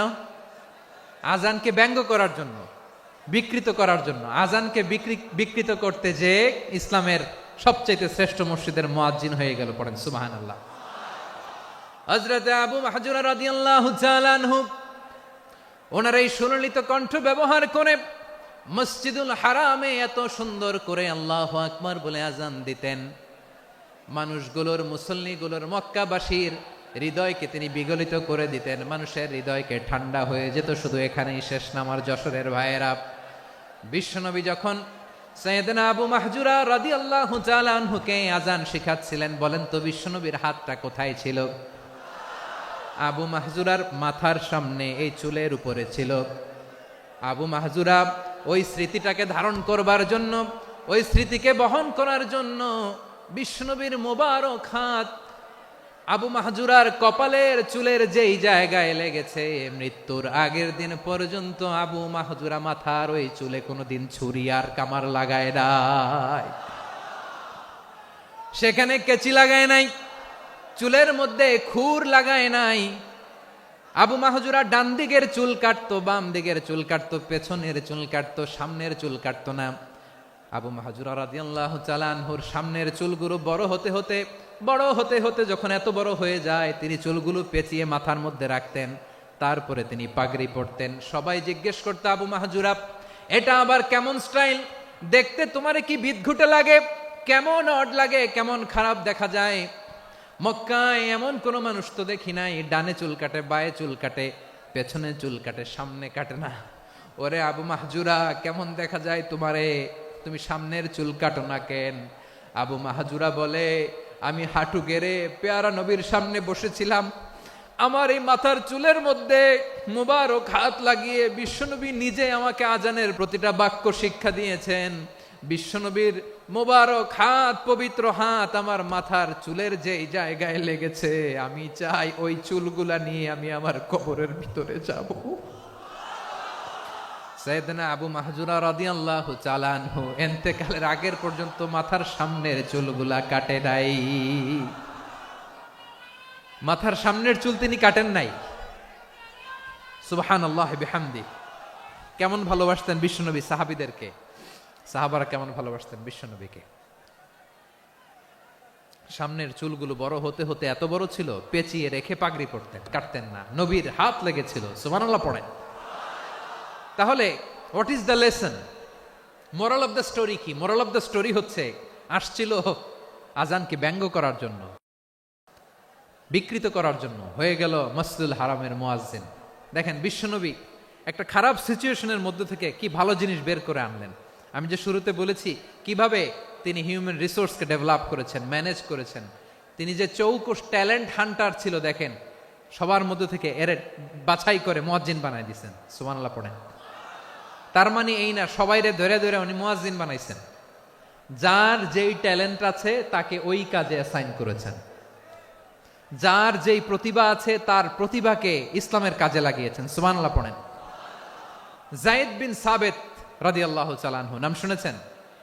বিশ্বনবী দেখলেন মদিনার এই আনসারী সাহাবী হাইলি ট্যালেন্টেড, ইন্টেলেকচুয়াল, মেরিটোরিয়াস, জ্ঞানের প্রতি তার আকর্ষণ, মারাত্মক আকর্ষণ। বিশ্বনবী তাকে দায়িত্ব দিলেন, কোরআন যা নাজিল হয় তুমি লিখো, কাতিবুল ওহী বানায় দিলেন। সুবহানাল্লাহ। যায়েদ বিন সাবিতরে আবার আজান শিখান নাই, কারণ তার মধ্যে বিশ্বনবী প্রতিভা দেখেছেন, একাডেমিক প্রতিভা। বিশ্বনবীর একাডেমিক প্রজেক্টগুলো তিনি হ্যান্ডেল করতেন। যায়েদ বিন সাবিত ছিল বিশ্বনবীর ব্যক্তিগত সচিব। কি ছিল? ব্যক্তিগত সচিব। বোঝেন নাই? বিশ্বনবীর ব্যক্তিগত সচিব এবং দোভাষী। ইহুদিরা কিছু লিখে দিলে এটার অর্থ বিশ্বনবীরে বুঝায় দিতেন। আবার ইহুদিদের কাছে কিছু লিখতে হলে তিনি লিখে দিতেন।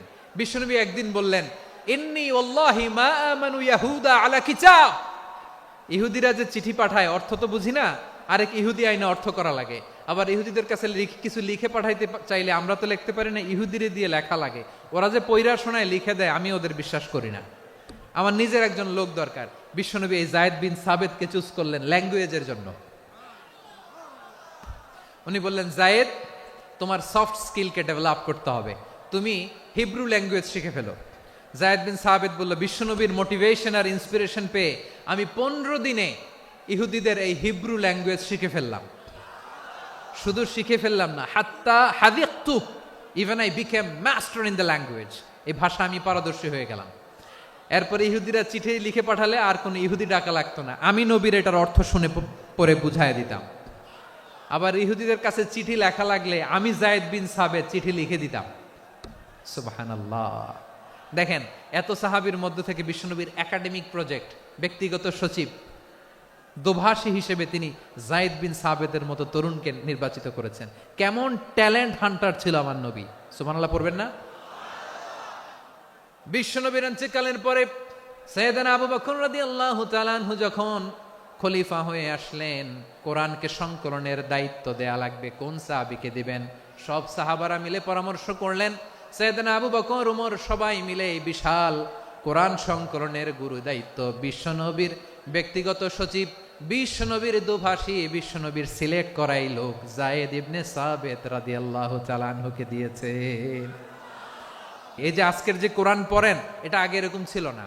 কোরআন নাজিল হলে সাহাবারা চামড়ার, ওটের চামড়ায় লিখে ফেলতো, ওটের চ্যাপ্টা হাড্ডির মধ্যে লিখে ফেলতো, গাছের গুড়ির মধ্যে লিখে ফেলতো, বিভিন্ন জনের কাছে ছড়ানো ছিটানো ছিল।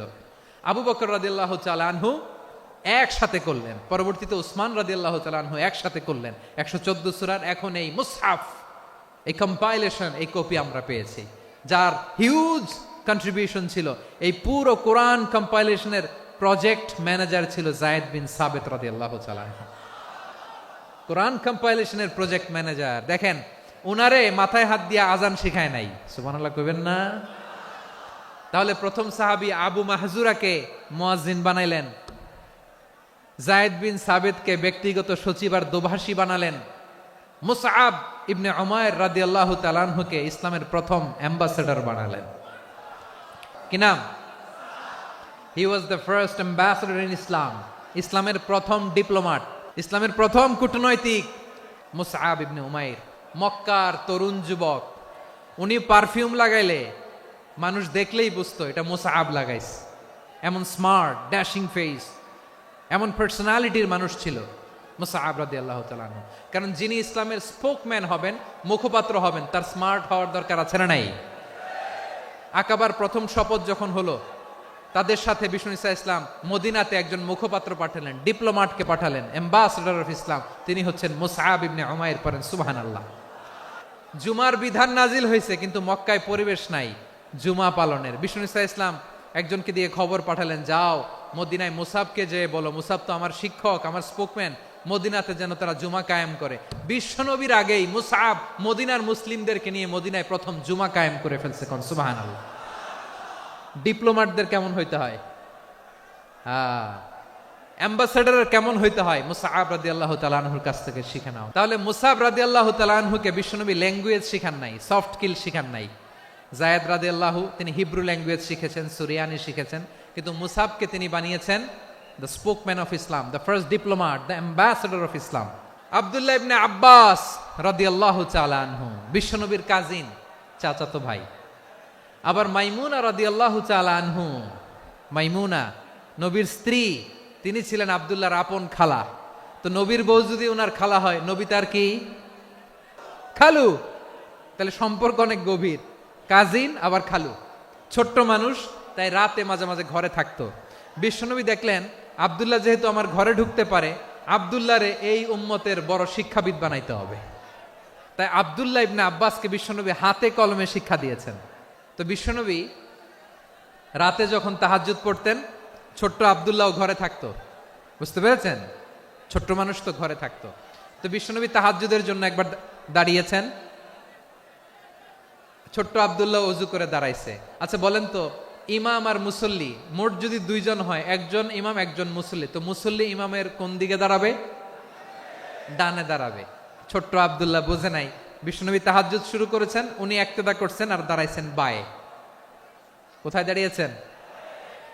আব্দুল্লাহ বলেন, যখন আমি বায়ে দাঁড়ালাম, আখাযা রাসূলুল্লাহ সাল্লাল্লাহু আলাইহি ওয়াসাল্লাম উযুনি আল ইউমনা ইয়াফতিলুহা, বিশ্বনবী নামাজরত অবস্থায় আমার কান ধরে টেনে আমার ডান দিকে এনে দাঁড় করায় দিলেন। পড়েন সুবহানাল্লাহ। দেখেন, হাতে কলমে শিক্ষা। আর জীবনে ভুলাবে? কথা কয় না, আর ভুলাবে? আর ভুল হবে না। এভাবে বিশ্বনবীর অনেক সঙ্গ পেয়েছেন, সফর করেছেন, একই বাহনে বসেছেন, এক বাহনে বসে লম্বা নাসিহত করেছেন। আব্দুল্লাহ, চাইতে হলে আল্লাহর কাছে চাও, সাহায্য চাইতে হলে আল্লাহর কাছে সাহায্য চাও। মনে রাখো, গোটা বিশ্বের সবাই যদি তোমার সাহায্য করতে চায়, ততটুকুই করতে পারবে যতটুকু আল্লাহ তোমার নসিবে রেখেছে।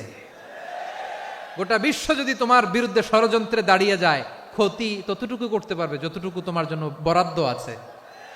এর বাইরে কিছু করতে পারবে না। আওয়াজ করে বলেন ঠিক কিনা? এভাবে হাতে কলমে শিখিয়েছেন, বিশ্বনবীর সঙ্গ পেয়েছেন। উনাকে বিষ্ণু ইসলাম শিক্ষাবিদ, এডুকেটর অফ দিস উম্মাহ হিসেবে সিলেক্ট করেছেন, হাতে কলমে শিখিয়েছেন। বিশ্বনবী একবার প্রকৃতির ডাকে সাড়া দিয়ে এসেছেন। এখন কি করতে হবে? নামাজের জন্য অজু করতে হবে। বিশ্বনবী এসেই দেখেন অজুর বদনায় পানি ভরা, খুশি হয়ে গেলেন। বললেন, কে রেখেছে পানি? একজন বলল, আব্দুল্লাহ রেখেছে। বিশ্বনবী অত্যন্ত খুশি হলেন। খুশি হয়ে একটা দোয়া করলেন, বললেন, আল্লাহুম্মা ফাক্কিহু ফিদ্দীন ওয়া আল্লিমহু তা'ওয়ীল। আল্লাহ, তুমি আব্দুল্লাহকে দ্বীনের বুঝ দিও আর কোরআনের তাফসীর শিক্ষা দিও। বিশ্বনবীর এই দোয়া এমন লাগছে, উনি রাইসুল মুফাসসিরিন, এই পৃথিবীতে যত মুফাসসির ছিল, যত মুফাসসির আসবে, সকল মুফাসসিরের সম্রাট হিসেবে স্বীকৃত হয়েছেন। আব্দুল্লাহ ইবনে আব্বাস, বিশ্বনবী ওনারা আজান শিখান নাই, বিশ্বনবী ওনারা ল্যাঙ্গুয়েজ শিখান নাই, বিশ্বনবী ওনারা অ্যাম্বাসাডার বানান নাই, হাতে কলমে শিক্ষা দিয়েছেন। ছোট্ট মানুষ, বিশ্বনবী ইন্তেকাল করলেন। আবু বকরের সময় গেল, ওমরে ফারুকের খেলাফত, তখনও তিনি তরুণ। ওমরে ফারুক রাদিয়াল্লাহু তাআলা আনহু ওনার ক্যাবিনেট মিনিস্ট্রির বৈঠকে এ আব্দুল্লাহ ইবনে আব্বাসকে পাশ দিয়ে বসায় রাখতেন। বয়স্ক সাহাবারা এটা পছন্দ করতো না। তারা বলতো, ঘটনা কি? আব্দুল্লাহর মতো ছেলে নাতি আমাদের আছে, এরা কেন রাখে ওমরে ফারুক? ওমরে ফারুক এটা টের পেলেন। তিনি বুঝতে পারলেন যে ক্যাবিনেট মেম্বাররা এটা পছন্দ করে না, ছোট্ট আব্দুল্লাহরে কেন রাখি, কেন যে রাখি, এটা একদিন বুঝাবো। একদিন মিটিং এ তিনি সবাইকে বললেন, ইদা জাআ নাসরুল্লাহি ওয়াল ফাতহ। এই আয়াত দ্বারা উদ্দেশ্য কি বলেন তো মুরব্বী সাহাবীরা? এক সাহাবী বলেন, এই সূরা দ্বারা উদ্দেশ্য, আল্লাহ বলেছেন আমাদেরকে বিভিন্ন ল্যান্ড, বিভিন্ন এলাকা বিজয় করতে হবে। ওমরে ফারুক বললেন, না, হয়নি। আরেকজন বললেন, বিজয় হওয়ার পর আমাদের বেশি বেশি আল্লাহর বরত্বের ঘোষণা দিতে হবে, এটা উদ্দেশ্য। ওমরে ফারুক বললেন, না, হয় নাই। যারে জিজ্ঞেস করেন কেউ পারে না। সব শেষে বিশ্বনবী ছোট্ট আব্দুল্লাহরে বলেন, আব্দুল্লাহ, ইদা জাআ নাসরুল্লাহি ওয়াল ফাতহ, এর দ্বারা উদ্দেশ্য কি বলো তো? ছোট্ট আব্দুল্লাহ বলেন, হুয়া আজালু রাসূলিল্লাহ। এই আয়াত দ্বারা বিশ্বনবীর বিদায়কে উদ্দেশ্য নেওয়া হয়েছে। ওমরে ফারুক বললেন, হাযা হুয়া, এটাই তো সঠিক উত্তর, এটাই সঠিক তাফসীর এই আয়াতের। কারণ ইদা জাআ নাসরুল্লাহি ওয়াল ফাতহ, যখন আল্লাহর সাহায্য আর বিজয় আসবে, ওয়া রাআইতান নাসা ইয়াদখুলুনা ফি দীনিল্লাহি আফওয়াজা, আপনি দেখবেন দলে দলে, ঢলে ঢলে, বানের পানির মতো মানুষ ইসলামের দিকে ঢুকতেছে। ইসলামের বিজয় হয়েছে। তো ইসলামের বিজয়ের মিশন নিয়ে নবী আসছে, বিজয়ী যখন হয়ে গেছে, এখন তো নবীর বিদায় হবে। কোন সাহাবী এই সূক্ষ্ম কথাটা ধরতে পারে নাই, ওই আব্দুল্লাহ ছাড়া। আব্দুল্লাহ যখন উত্তর দিছে, সব সাহাবীদের টনক নড়েছে। এরপর থেকে কোনো ক্যাবিনেট মিটিং এ আর কোনো সাহাবারা কোনো প্রশ্ন করে নাই। আওয়াজ করে পড়েন সুবহানাল্লাহ। বিশ্বনবী আব্দুল্লাহ ইবনে আব্বাসকে দ্য এডুকেটর অফ দ্য উম্মাহ, উম্মার শিক্ষাবিদ হিসেবে গ্রহণ করেছেন। আওয়াজ করে পড়তে হবে আল্লাহু আকবার। সাহাবীদের নামগুলো মনে থাকবে? এক নম্বরে আবু মাহজুরা, মুয়াজ্জিন বানাইছেন। যায়েদ ইবনে সাবিত, দোভাষী, ট্রান্সলেটর অফ প্রফেট, এবং তিনি ছিলেন বিশ্বনবীর ব্যক্তিগত সচিব। মুসআব ইবনে উমাইর, the first ambassador and diplomat of Islam. আব্দুল্লাহ ইবনে আব্বাস, এই উম্মার সবচেয়ে বড় এডুকেটর, শিক্ষাবিদ। আরেকজন ছিল আব্দুল্লাহ ইবনে মাসউদ রাদিয়াল্লাহু তাআলা। দুই আব্দুল্লাহ, আব্বাস গেল, আরেকজন হচ্ছে মাসউদ। মক্কার তরুণ, ছাগল পালতো মুশরিকের। বিশ্বনবী আর আবু বকর রাদিয়াল্লাহু তাআলা আনহু একবার গেলেন, যে দেখে এই তরুণ দাঁড়ায় আছে। বিশ্বনবী বলেন, আমি খুব ক্ষুধার্ত, তোমার কাছে কি দুধ আছে ছাগলের? আব্দুল্লাহ আছে, ওয়ালাকিন আনা মু'তামান, কিন্তু যে দুধ আছে এটা আমানতের, আমি দিতে পারবো না। বিশ্বনবী এইটা শুনেই তারা টার্গেট করে ফেলছে। আনা মু'তামান, দুধ আছে কিন্তু এটা আমার মালিকের, আমি তো দরদ দেখায় আমার মালিকের দুধ, আপনি পথিক, আপনারে দিতে পারি না। বিশ্বনবী টার্গেট করে ফেলছেন, এরে আমার কাজে লাগাইতে হবে। বিশ্বনবী বললেন, আচ্ছা ঠিক আছে, দুধ দিও না, কিন্তু এমন ছাগি আছে কিনা যেই ছাগির সাথে কোনো ছাগলের মিলন হয় নাই, তার ওলানে দুধও আসে নাই, বাচ্চাও নাই, এরকম ছাগির থেকে যদি আমি দুধ খাই তাহলে তো সমস্যা নাই। বলতেছে এরকম ছাগির থেকে দুধ খাইলে সমস্যা নাই, কারণ এরকম ছাগির ওলান থেকে দুধ আসবেও না। বলতেছে ঠিক আছে, এরকম একটা ছাগি নিয়ে আসা হলো। বিশ্বনবী বিসমিল্লাহ বলে ওই ছাগির ওলানে হাত দিলেন। হাত দিতে দেরি, পুরো ওলানটা দুধে ভরে যেতে দেরি হয় না। বিশ্বনবী আর আবু বকর রাদিয়াল্লাহু তাআলা আনহু দহন করে পেট ভরে খেলেন। এই দৃশ্য আব্দুল্লাহ ইবনে মাসউদের হৃদয়ে দাগ কাটলো। এই মুআজিজা দেখে তিনি বললেন, আশহাদু আল্লা ইলাহা ইল্লাল্লাহ ওয়া আশহাদু আন্না মুহাম্মাদুর রাসূলুল্লাহ। তিনি ষষ্ঠ মুসলিম ছিলেন, 6 নম্বর মুসলমান। ওনাকে টার্গেট করে বিশ্বনবী দেখলেন এমন ইন্টেলেকচুয়াল ব্রেন, উনি সূক্ষ্ম সূক্ষ্ম জিনিস বুঝে বেশি, ফিকহি জ্ঞান ওনার মধ্যে বেশি। বিশ্বনবী ওনাকে কোরআনের জ্ঞান শিক্ষা দিতে লাগলেন। উনি বিশ্বনবী সবার কাছে কোরআন শোনায়, কিন্তু বিশ্বনবী নিজে আব্দুল্লাহ ইবনে মাসউদের কাছ থেকে কোরআন শুনতো। বিশ্বনবী একবার বললেন, ইকরা আলাইয়া ইয়া মাসউদ। ইবনে মাসউদ একবার শোনাও তো কোরআন দেখি। আব্দুল্লাহ ইবনে মাসউদ বলে, আকরাউ আলাইকা ওয়া আলাইকা উনজিল। নবী, আপনার উপর কোরআন নাজিল হয় আর আমি আপনার সামনে কোরআন পড়ব। বিশ্বনবী বললেন, ইন্নী উহিব্বু আন আসমাআহু মিন গায়রি। আমি নিজে পড়তে যেমনি ভালোবাসি, অন্যে পড়ুক আমি শুনবো, এটাও আমি ভালোবাসি। সূরা নিসা তিনি তেলাওয়াত করে শুনিয়েছেন। এমন সূক্ষ্ম সূক্ষ্ম বিষয় বিশ্বনবী উনাকে ধরিয়ে দিয়েছেন। উনি হয়ে গিয়েছেন, আব্দুল্লাহ ইবনে আব্বাস হয়েছেন রাইসুল মুফাসসিরিন, উনি হয়ে গিয়েছেন ফাকিহুল উম্মাহ। ওনার চাইতে বড় ফকি এই পৃথিবী আর দেখবে না। চিল্লায় বলেন সুবহানাল্লাহ। উনি বলতেন, ওয়াল্লাহি ইল্লাযী লা ইলাহা গায়রু মা উনজিলাত সূরাতুন ইল্লা ওয়া আনা আ'লামু আইনা উনজিলাত ওয়া ফীমা উনজিলাত। বিশ্বনবী এমন ভাবে কোরআনের দার্স আমাকে দিয়েছেন, কোরআনে যত সূরা নাজিল হয়েছে, যেখানে নাজিল হোক না কেন আমি জানি এটা কোথায় নাজিল হয়েছে এবং কোন প্রেক্ষাপটে নাজিল হয়েছে। এমন একটা সূরা নাই যে সূরার কোথায় নাজিল হয়েছে আমি মাসুদের জানা নাই, কোন প্রেক্ষাপটে নাজিল হয়েছে আমার জানা নাই। এরকম ঘটবে না। চিল্লায় বলেন আল্লাহু আকবার। এই আব্দুল্লাহ ইবনে মাসউদ রাদিয়াল্লাহু তাআলা আনহু ওমর ফারুকের সময় কুফার চিফ জাস্টিস ছিলেন। কুফা নগরীর চিফ জাস্টিস। চিফ জাস্টিস বোঝেন নাই? বিচারপতি। কি ছিলেন? সবাই বলে নাই, কি ছিলেন? বিচারপতি ছিলেন। এবং ওনার যে ফিকহি জ্ঞানের ধারা, এটাই আলকামা, ইব্রাহিম আন-নাখাই, হাম্মাদ ইবনে সুলাইমান হয়ে ইমাম আবু হানিফা পর্যন্ত পৌঁছেছে। এবং ওনার ফিকহি জ্ঞানের ধারাই হানাফি মাযহাবে অ্যাকসেপ্ট হয়েছে। আজও এগুলো হানাফি মাযহাবে চর্চিত হয়। হানাফি মাযহাবের সব ফিক আব্দুল্লাহ ইবনে মাসউদের ফিকহি জ্ঞানের ধারা থেকে নেওয়া হয়েছে। চিল্লায় পড়েন সুবহানাল্লাহ। তাহলে উনাকে বিশ্বনবী বানিয়েছেন জুরিস্ট, আইনবিদ, ফকিহ। উনারে আজান শিখান নাই। হিউম্যান রিসোর্স ডেভেলপমেন্ট কিভাবে করবেন, মানব সম্পদের উন্নয়ন কিভাবে করতে হয়, কিভাবে যার যেখানে প্রতিভা কাজে লাগাতে হয় উনি দেখিয়েছেন। সুবহানাল্লাহ পড়বেন না? খালিদ বিন ওয়ালিদ কি ছিলেন? বীর যোদ্ধা। কিন্তু তিনি ইসলাম ধর্ম গ্রহণ করেছেন অনেক দেরিতে, 8ম হিজরিতে। তার মানে 8ম হিজরির আগে উনি মুশরিকদের পক্ষে লড়াই করেছেন। ওনার হাতে কত মুসলিম সাহাবী যে নিহত হয়েছে হিসাব নাই। বিশ্বনবী টার্গেট করে রাখছে, তুমি আমাদের মুসলিমদের এত ক্ষতি করলা, তুমি যখন মুসলমান হবা তোমারে দিয়ে আমি এমন কাম করামু যে এটা আর কেউ করতে পারবে না। খালিদ বিন ওয়ালিদ রাদিয়াল্লাহু তাআলা আনহু 8ম হিজরিতে মুসলিম হয়েছেন, মক্কা বিজয়ের আগে। তো মক্কা বিজয়ের আগে যখন মুসলিম হয়েছেন, এর আগে কি করছেন? কাফিরদের সাথে যুদ্ধ করেছেন। উনি উহুদের যুদ্ধে মুসলমানদের যে পরাজয় ভাব, কঠিন পরিস্থিতির মুখোমুখি উনার কারণে পেছন থেকে এমন আতর্কিত আক্রমণ করেছেন, মুসলমানদেরকে কচুকাটা করেছেন। 8ম হিজরিতে আল্লাহ তাআলা হেদায়েতের নূর দিয়ে ওনার হৃদয়টাকে উজালা করে দিলেন। লা ইলাহা এটা এমন বাণী যার হৃদয়ে একবার টাচ খাবে, এইটা থেকে সে আর পালিয়ে বেড়াতে পারে। ঝিনুকের ভেতর লুকিয়ে থাকে যেমন মতি, ঝিনুকের ভেতর লুকিয়ে থাকে যেমন মতি, কলমা শাহাদাতে আছে আল্লাহর জ্যোতি, কলমা শাহাদাতে আছে আল্লাহর জ্যোতি। ঠিক কিনা বলেন? মক্কা বিজয়ের আগে মুসলিম হলেন, হওয়ার পরেই বিশ্বনবীর টার্গেট ফুলফিল হলো। ওই যে টার্গেট করে রেখেছেন আর দোয়া করেছেন, খালিদ বিন ওয়ালিদ যদি মুসলিম হয় তাকে আমি মিলিটারি চিফ বানাবো। ওনাকে আজান শিখান নাই, ওনারে কান ধইরা নামাজের এই মাথা থেকে ওই মাথা আনান নাই, ফিকহি কোরআনের সূক্ষ্ম তাফসীর ওনারে শিখান নাই, অ্যাম্বাসেডর বানান নাই। বিষ্ণু ইসলাম উনাকে সামরিক অভিযানে প্রেরণ করেছেন। সামরিক অভিযানে তিনি প্রেরণ করেছেন। উনার জীবদ্দশায় উনার নেতৃত্বে যতগুলো যুদ্ধ হয়েছে একটা যুদ্ধেও তিনি পরাজয় বরণ করেন নাই। ওমরে ফারুকের সময়কালে তিনি চিফ অফ মুসলিম মিলিটারি মানে মুসলিম সেনাপতি হয়েছেন। তাহলে কিভাবে হিউম্যান রিসোর্স ব্যবহার করতে হয় গোটা বিশ্ব আমার নবীর কাছ থেকে শিখে নাও।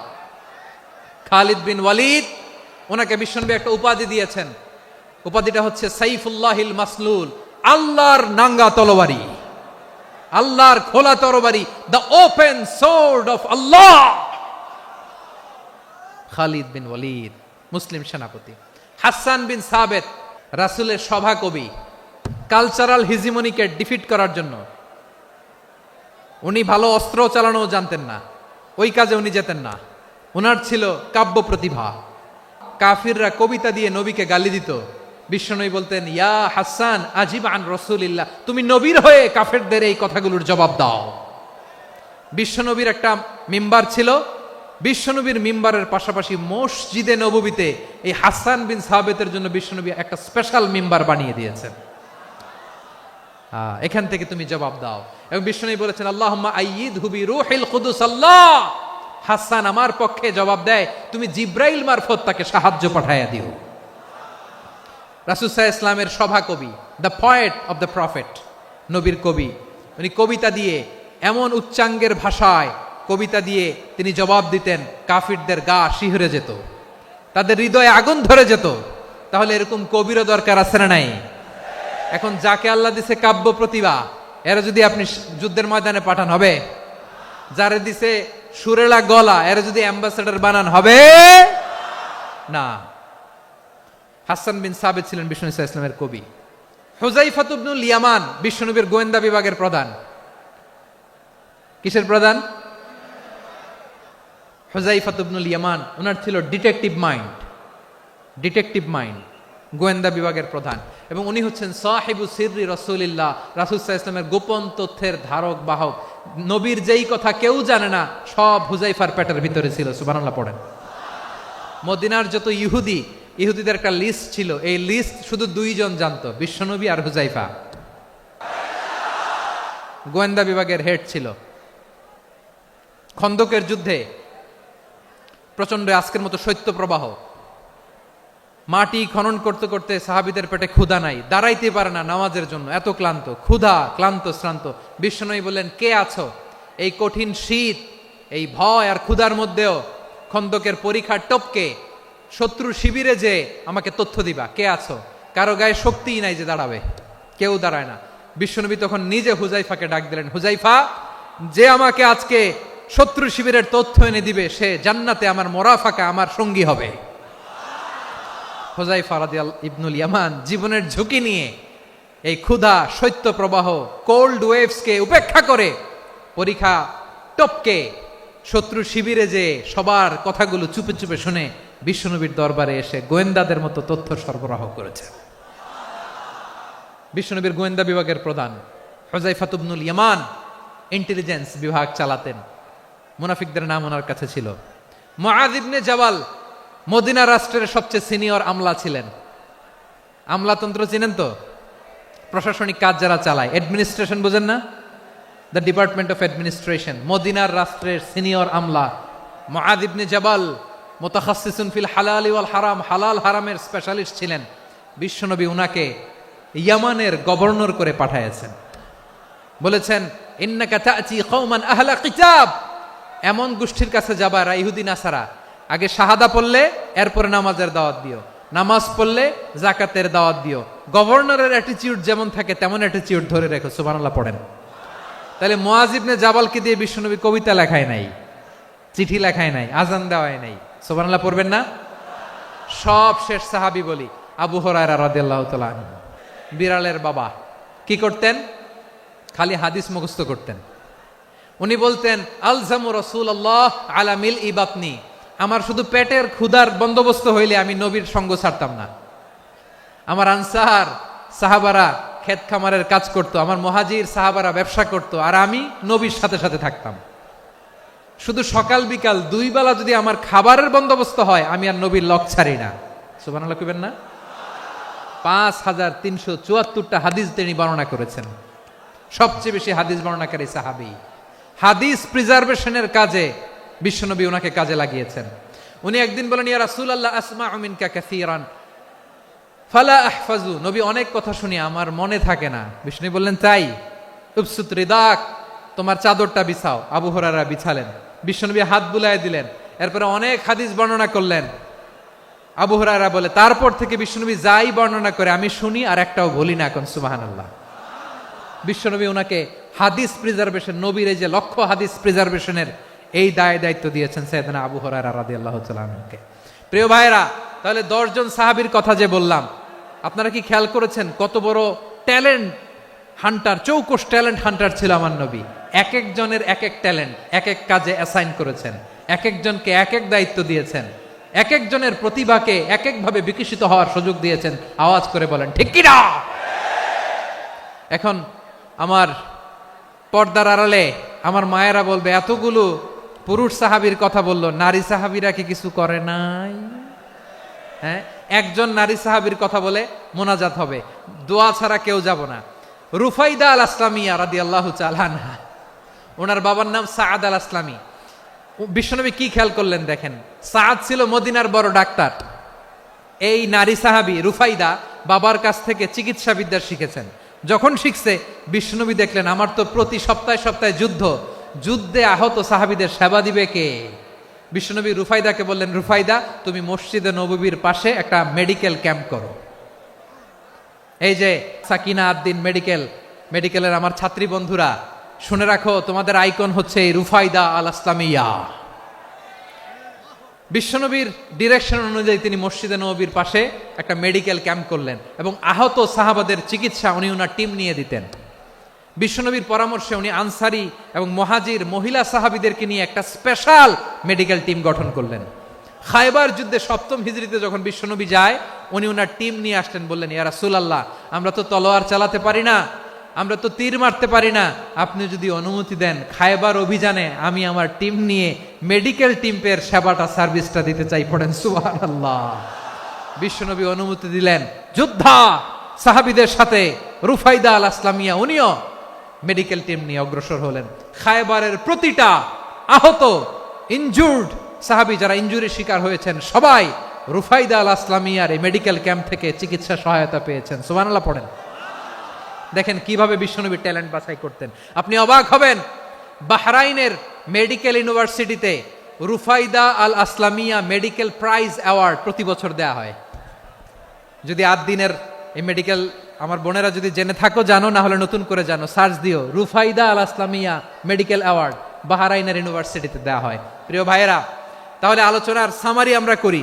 বিশ্বনবী যেভাবে হিউম্যান রিসোর্সকে ম্যানেজ করেছেন, যার যেখানে প্রতিভা কাজে লাগিয়েছেন, আমরাও যদি করি আমাদের বাংলাদেশের চিত্র আমরা পাল্টে যেতে পারবো। আমরা শুরুতে শুনেছি মানুষের আছে অসীম সম্ভাবনা, প্রতিটা মানুষ অনন্য, যত্ন নিলে, যথাযথ পরিচর্যা করলে মানুষ বিশ্ব জয় করতে পারে, ঠিক কিনা? আমাদের হাফেজে কোরআনের সামনে দাঁড়াতে পারে এমন কোনো হাফেজে কোরআন আল্লাহর জমিনে জন্ম হয় নাই। গোটা বিশ্ব কাঁপিয়ে তারা সেরা, আমাদের ক্রিকেটাররা সেরা, আমাদের তৈরি পোশাক শিল্প সেরা, এরকম অনেক অনেক সেরা জিনিস আছে, আমরা এগুলোরে নার্চারিং করতে পারি নাই, পরিচর্যা করতে পারি নাই, সঠিক তারবিয়াতের অভাব। তাহলে মানুষের অসীম সম্ভাবনাকে কাজে লাগাতে হবে, ঠিক কিনা বলেন? ইউনুস গভর্নমেন্টকে আমি বলবো, অল্প সময়ের জন্য আপনারা এসেছেন, সংস্কারও করতে হবে, আবার নির্বাচনও করতে হবে। সব সংস্কার হতে করতে পারবেন না, যতটুকু পারবেন এর মধ্যে আমাদের যে হিউজ ম্যান পাওয়ার, আমাদের যে মানব সম্পদ, হিউম্যান রিসোর্স, এটাকে ডেভেলপ করে আপনাদের যেতে হবে। যেটা পারবেন না সেটাকে পরবর্তী নির্বাচিত গভর্নমেন্টের কাছে রেখে যেতে হবে, যে তারা যেন করে, তাদের কাছে আপনারা এটা রেখে যাবেন। তাহলে মানুষ চাইলে বিশ্ব জয় করতে পারে, আর মানুষকে হারাতে পারে কেউ? আল্লাহ আমাদেরকে জনসংখ্যা দিয়েছেন প্রিয় ভাইয়েরা, এই জনসংখ্যা অনেক বড় সম্পদ, এটা আমাদের জন্য অভিশাপ নয়, আশীর্বাদ। আমাদের জনসংখ্যাকে যদি আমরা জনশক্তিতে রূপান্তর করতে পারি, আজকে বাংলাদেশ যে অবস্থানে দাঁড়িয়ে আছে, বাংলাদেশ তার 20 গুণ উন্নতির শিখরে চলে যাবে। চিল্লায় বলো ঠিক কিনা? আমাদের শ্রমিক ভাইয়েরা বাইরে কাজ করে, আমাদের শ্রমজীবী ভাইয়েরা, প্রবাসীরা, তাদের ব্যাপারে গুরুত্ব দিতে হবে।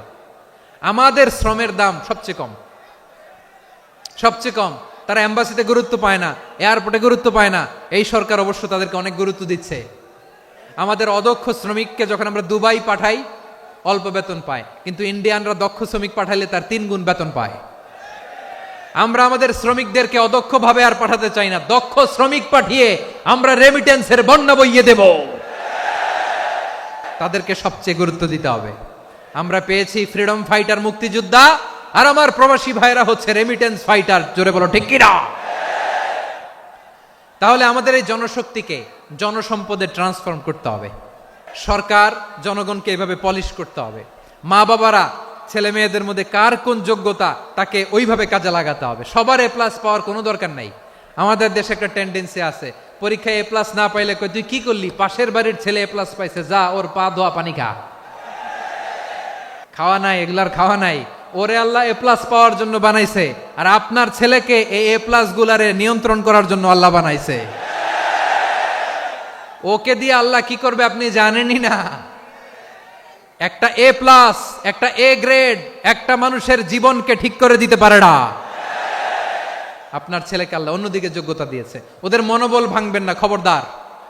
যাকে দিয়ে যেটা হবে তাকে দিয়ে সেটা করতে হবে, তার প্রতিভাকে সেভাবে কাজে লাগাতে হবে। তাহলে আমাদের এই জনসংখ্যা জনসম্পদে রূপান্তরিত হবে। আমাদের সরকারের তত্ত্বাবধানে আমাদের 18 কোটি জনগণ দক্ষ জনশক্তিতে রূপান্তরিত হোক। আমরা চাই কি চাই না?